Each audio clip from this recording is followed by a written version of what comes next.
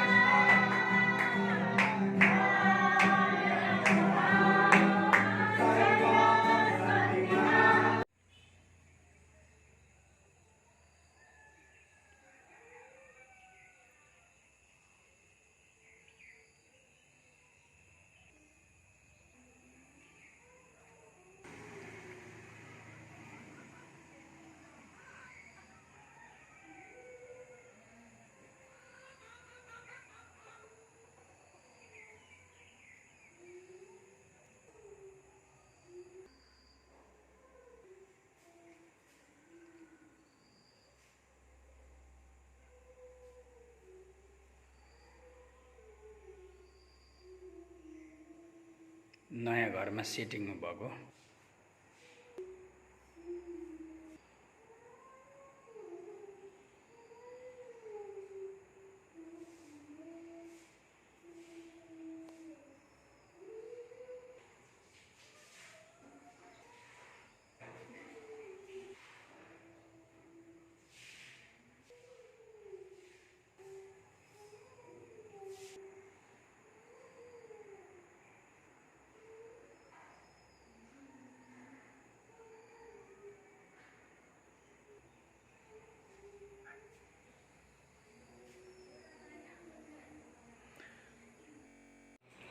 पवित्र पवित्र पवित्र जीवित अनुग्रहकारी सेना हो का यहोवा परमेश्वर पिता पुत्र प्रभु येशू ख्रीष्ट पवित्र आत्मा परमेश्वर हामी तपाईलाई कोटी कोटी धन्यवाद दिन्छौं।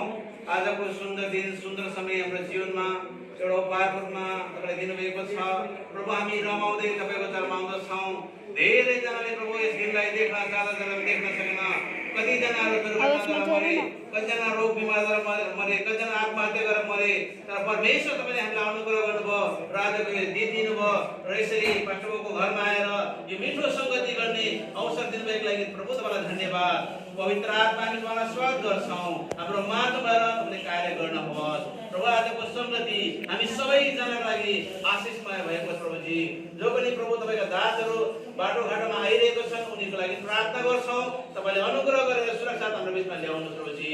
र आजको संगतिद्वारा प्रभु परमेश्वर हामी सबै आशीष पाउन सकौं। प्रभु खाली नेतृत्व आएको छौँ भरपुरीको साथ जानसँग प्रभुजी र हामी प्रत्येकजनाको लागि आजको यो समय ओ प्रभुजी आशिषमय हुन सकेको पिता प्रार्थना गर्दछौँ वचनद्वारा बोल्नुहोस् बातचित गर्नुहोस् प्रभु हामी एक दोस्रोलाई मिलेर प्रार्थना गर्नु एक दोस्रोलाई उत्साहित गरौँ र जे पनि पवित्र आत्माले अगुवाई गर्नुहुन्छ ती सबैद्वारा तपाईँको महिमा भएको प्रभुजी प्रभु हामी प्रार्थना गर्छौँ हाम्रो कमजोरको लागि हामी दुर्बल छौँ शरीरमा छौँ प्रभुजी हाम्रो दुर्बलतामा तपाईँ मद्दत गर सहायता गर प्रभुजी तपाईँको शक्ति अनि सामर्थ्य भरिदिनुहोस् प्रभु अब संसारिक कुराहरू सबै कुरा भुलेर प्रभु केही समय तपाईँको उपस्थितिलाई थाहा गर्दै श्रद्धाको साथ भक्तिको साथ दीनताको साथ तपाईँको चरण बसेर तपाईँको आराधना गर्नमा तपाईँको महिमा गर्नमा तपाईँको जीवनको सुन्नमा हामीलाई तपाईँ सहायता गर्नुहोस् प्रभुजी हामी एक एकजनालाई सम्पूर्ण यो सेवकालाई सुन्दै अन्तसम्म तपाईँको हातमा सुम्पिने यो बिन्ती प्रार्थना माग्छौँ हामीलाई सधैँ माया गर्नुहुने हाम्रो उद्धारकर्ता प्रभु येशूको नाममा आमेन।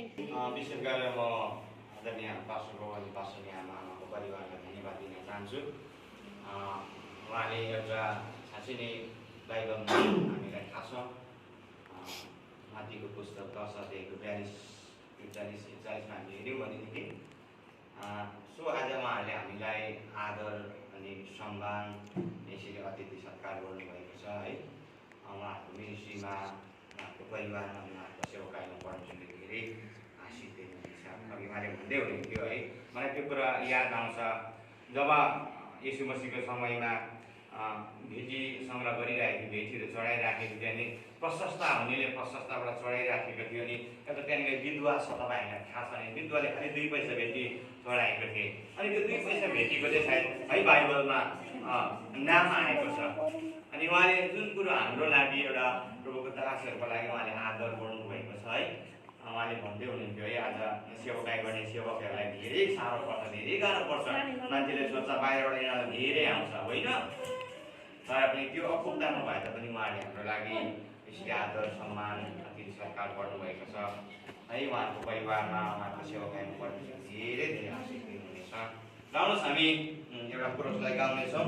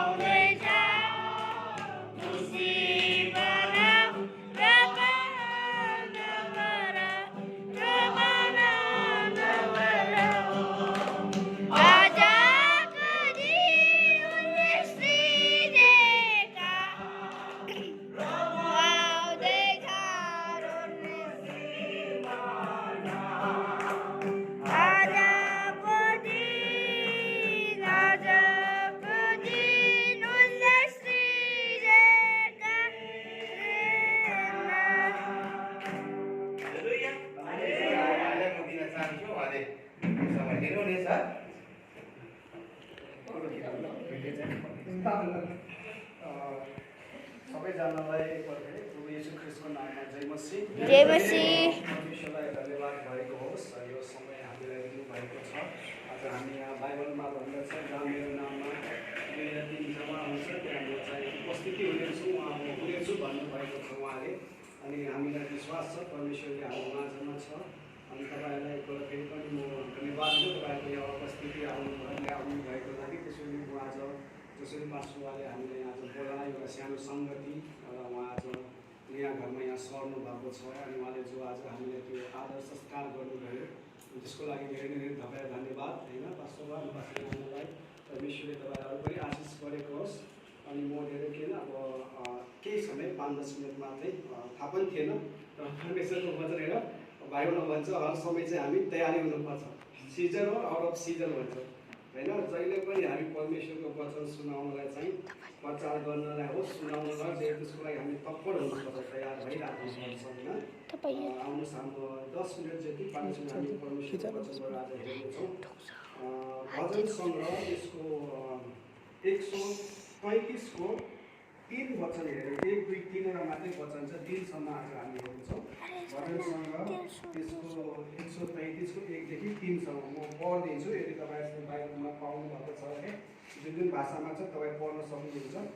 यो चाहिँ दाउदले लेखेको भजन हो। यो चाहिँ एउटा यात्राको टाइममा उनले लेखेको हो, जब ऊ एकदम यात्रा गइरहेको थियो, एउटा यात्रामा हुनुहुन्थ्यो। जस्तै पिलिग्राम, जस्तै आज हामी प्रभुमा नआउँदा पनि कति मान्छे अहिले यो सिजन छ, अहिले कति यात्रामा गइरहेको कता कता दर्शनको लागि होइन, के चढाउनलाई। त्यस्तै यहाँ तर तिनीहरूले चाहिँ एउटा त्यतिखेरको जमानामा चाहिँ जब डेभिडको टाइममा चाहिँ दाउदको समयमा चाहिँ त्यहाँ पर्मानेन्ट परमेश्वरको भवन थिएन त्यतिखेर चाहिँ, किनकि दाउद मरिसकेर अनि उहाँको छोरा सोलोमनले त्यतिखेर चाहिँ पर्मानेन्ट प्लेस प्रभुको लागि उसले भवन बनाएको थियो। 40 वर्ष लगाएर त्यो भवन बनाएको थियो।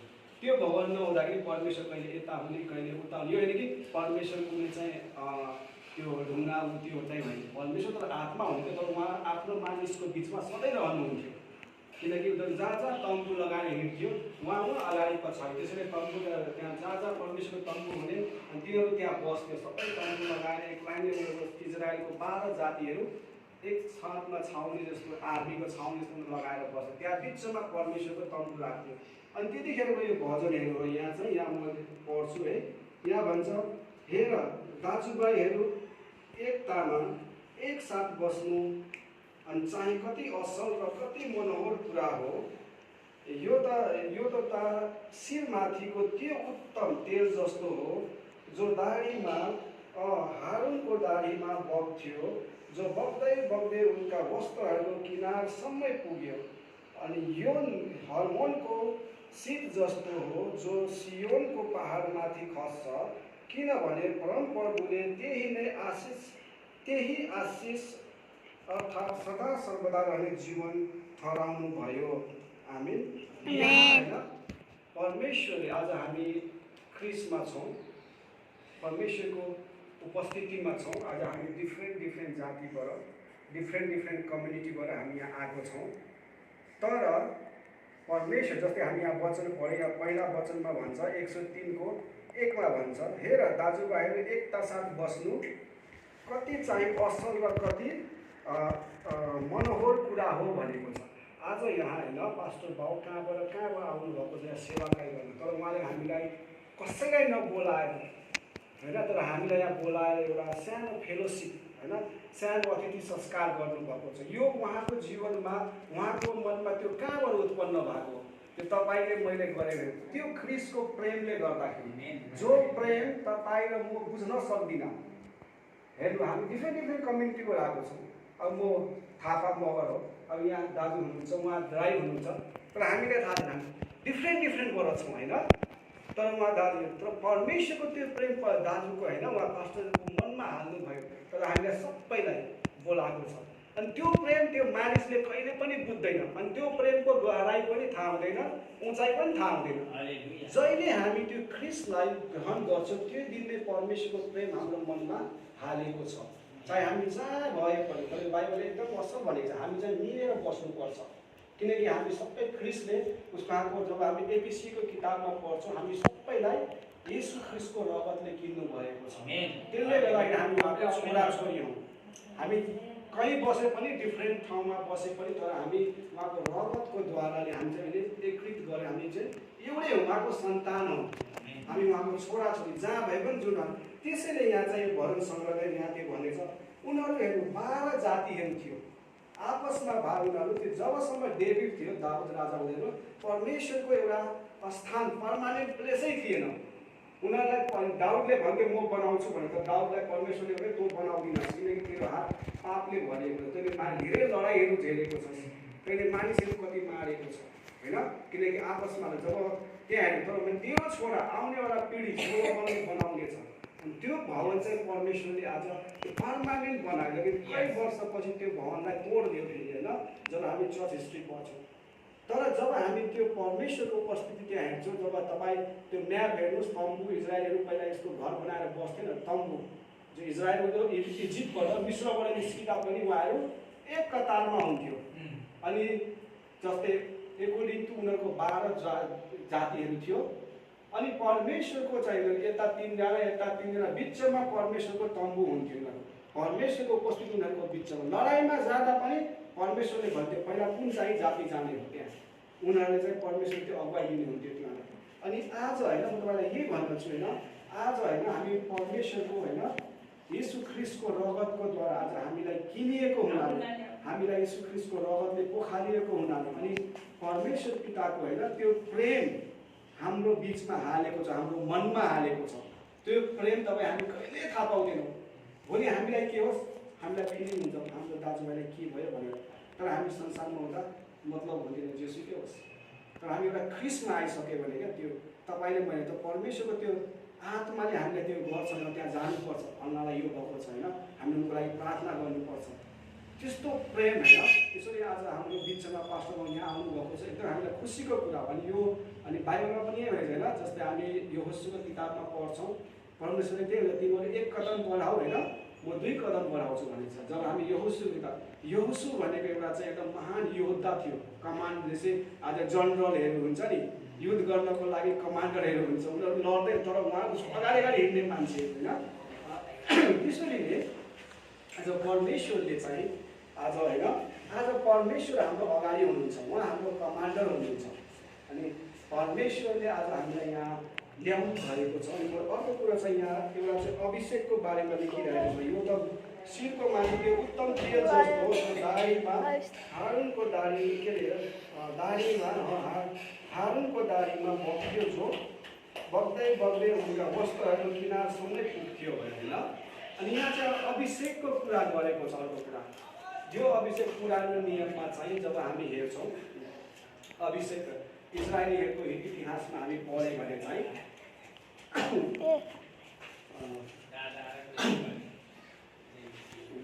अनि यहाँ हामी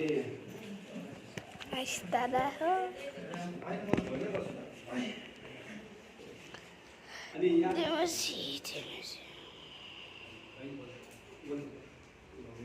अनि यहाँ चाहिँ के छ भने यहाँ एउटा दाजुभाइको होइन प्रेम देखाइरहेको छ। दाजुभाइ हामीहरू ख्रीष्टको छोराछोरी भएको हुनाले हामी आज दाजुभाइहरू ख्रीष्टमा चाहिँ कुनै पनि त्यो ठुलो सानो छ होइन हामी रिस्पेक्ट गर्नुपर्छ एकअर्कालाई। तर त्यो होइन कि म फल्नाबाट आएको म हाम्रो आमा बाउ चाहिँ एउटै हो त्यो चाहिँ यीशु ख्रीष्ट हुनुहुन्छ। त्यसले गर्दाखेरि हामी उहाँको छोराछोरी हो। यहाँ चाहिँ त्यसले गर्दाखेरि हामीलाई असल कुरा हो कि हामी जहिले पनि जबसम्म हामी यो जीवनमा छौँ हामी मिलेर बस्नुपर्छ। दुःखको बेलामा होस् चाहे सुखको बेलामा होस् चाहे कष्ट किन नै आओस् परमेश्वरको त्यो प्रेम जो हाम्रो भित्र हालेको छ हाल्नु भएको छ त्यहाँबाट हामीले त्यो एउटा त्यो के भन्छ एउटा फिलिङ लिएर आउँछ। अनि हामी चाहिँ जहाँ भए पनि जस्तो भए पनि हामी चाहिँ जहिले पनि एक ठाउँमा मिलेर बस्नुपर्छ। जस्तै पास्टर बाबु आउनुभएको छ यो ठाउँमा हाम्रो लागि एकदम ठुलो कुरा हो। यहाँ आउँछ यहाँ बस्नुभएको छ उहाँ आउनु पनि यो प्लान थियो कि उहाँ यहाँ आउनुहुन्छ यो ठाउँमा बस्नुहुन्छ भनेर परमेश्वरलाई सबै थाहा छ। तर हामीलाई आज उहाँले बोलायो होइन अनि यो कुरा हामीलाई प्रार्थना सङ्गतिको लागि एकदम ठुलो कुरा हो। अनि हामी एउटा खुसीको कुरा हो कि उहाँ आएर बस्नुभएको छ। अनि उहाँ आउने दिनमा परमेश्वरले उहाँद्वारा धेरै काम गर्नुहुन्छ हामी त्यो विश्वास राख्दछौँ होइन। किनकि परमेश्वर हाम्रो जीवित परमेश्वर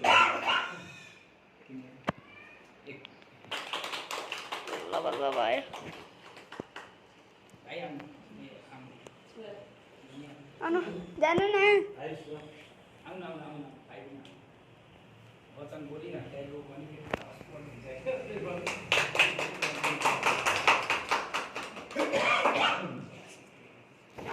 जानु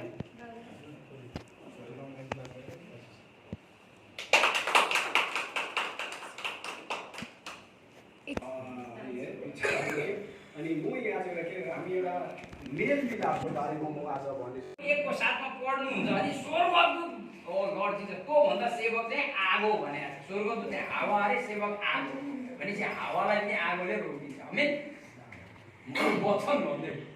अनि अब हामी होइन त्यसरी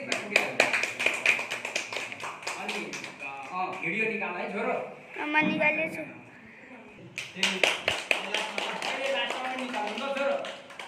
फेरि जान्छ नि मैले यस्तो क्या यहाँ मैले के गरेँ भने नाम पनि लेख्नुलाई थाहा भएन क्या। अब हजुरको थाहा छ पुरै थाहा छैन उहाँको पनि पुरै आएन उहाँ पनि एउटै दाजु हामीले परभोजको भाडामा जस्तै म यहाँ खान्छु तपाईँ तपाईँको घरमा खानुहुन्छ अथवा म नेपालमा परभोज खान्छु तपाईँ यहाँ खानुहुन्छ म अन्त त्यसपछि आउनुभयो अनि ठिकै छ केही छैन परभोजकोलाई महिना भयो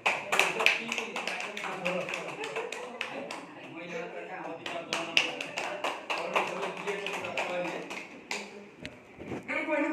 यहाँ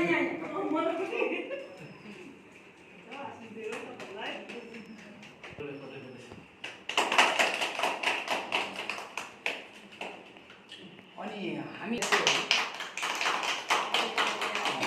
हजुर